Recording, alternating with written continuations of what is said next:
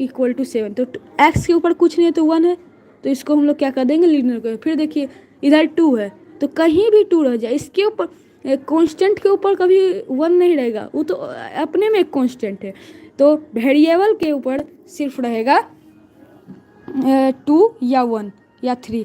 अगर 1 से ज़्यादा रहेगा तो हम लोग नहीं कहेंगे। तो 2 है इधर, तो 2 में हम लोग नहीं कहेंगे क्योंकि ये एक नहीं है।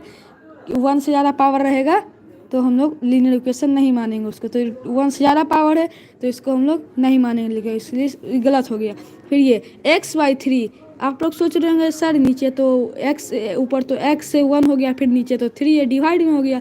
लेकिन ये देखिए, ये अगर डिवाइड में रहे चाहे कि कुछ में रहे, अगर वेरिएबल है और उसके ऊपर 1 है, समझ जाइए वो लीनियर इक्वेशन, चाहे किसी में रहे वो, ऐसे ही क्यों ना x ऐसे करके एक्स के ऊपर अगर 1 रह गया, फिर x के ऊपर 9 रह गया, तो ये नहीं होगा, ऐसे करके नहीं होता है। फिर उसके बाद ये ऐसे ही आप लोग को बना लेना है, तो x पे 3 है, ये नहीं होगा। फिर इधर 1 है सब के ऊपर में, x के ऊपर 1 है, तो ये हो जाएगा। तो आइए अभी हम लोग फिर अब 4 नंबर करते, क्या बोल रहा है, separate the LHS and RHS, separate the LHS and RHS of the following equation. तो देखिए बराबर है, इधर बराबर के इस साइड क्या हो जाएगा, लेफ्ट हैंड साइड, और इस साइड राइट हैंड साइड। तो हम लोग कैसे लिखेंगे, LHS को हम लोग लिख देंगे y-3, क्योंकि बराबर की साइड, अब बराबर को हम लोग कहीं नहीं लिखेंगे, सिर्फ वो जनरेट करता है कि राइट साइड क्या है और लेफ्ट साइड क्या है।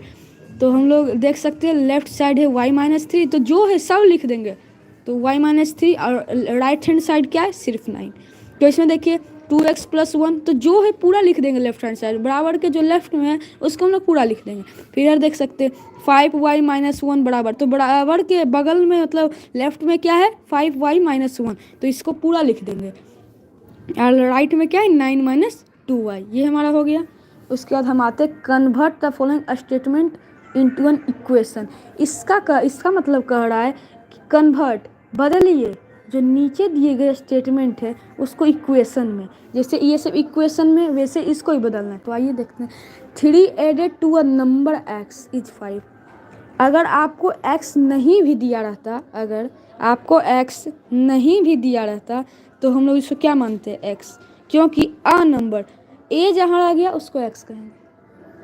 हाँ x कहेंगे, हाँ a जिसमें रह गया उसको x कहेंगे, अगर x नहीं भी दिया रहता। तो 3 added to a number x is 5, तो 3 एडेड टू अ नंबर, तो ऐड कर रहा है वो नंबर से, तो पहला क्या हो जाएगा हमारा x, जैसे इसमें लिखें x + 3 = 5, x + 3 = 5। तो 2 अ नंबर बोल रहा है, 2 बोल रहा है, तो हमारा क्या हो जाएगा 2 अ नंबर x। तो इसको हम लोग ऐसे ही लिखेंगे, 3x + 3 = 5। आ गया समझ, नहीं आया तो पूछ सकते हैं। 4 का C को बताइए। y/3 = 9, तो देख सकते हैं ये लेफ्ट साइड में डिवाइड में है, लेकिन ये नहीं है, ये होगा, क्योंकि चाहे ये कुछ में भी रहे, डिवाइड में रहे, मल्टीप्लाई में रहे, ऐड में रहे, सब्ट्रैक्ट में रहे, जो भी में रहे आपको लिखना है। तो इसके पहले होगा तो y/3। आपको आ गया समझ में, निशांत राज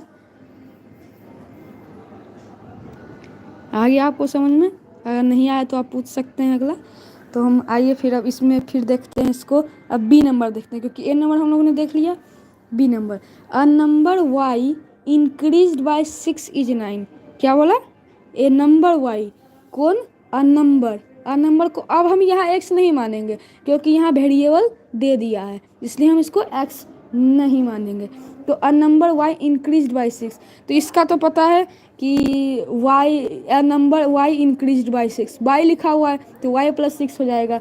इज मतलब इक्वल टू, एक बात याद रखिएगा, इज मतलब इक्वल टू होता है, आप लोग नोट कर सकते हैं इसको, इज मतलब इक्वल टू होता है। तो हम लोग ऐसे लिख देंगे y + 6 = 9, y + 6 = 9। तो आइए हम देखते हैं C number question. 2 subtracted from a number x is equal to 10। From a number बोल रहा है, तो फ्रॉम और टू तो वही होता है, तो x - 2 = 10, x - 2 = 10। देख सकते हैं x - 2 = 10।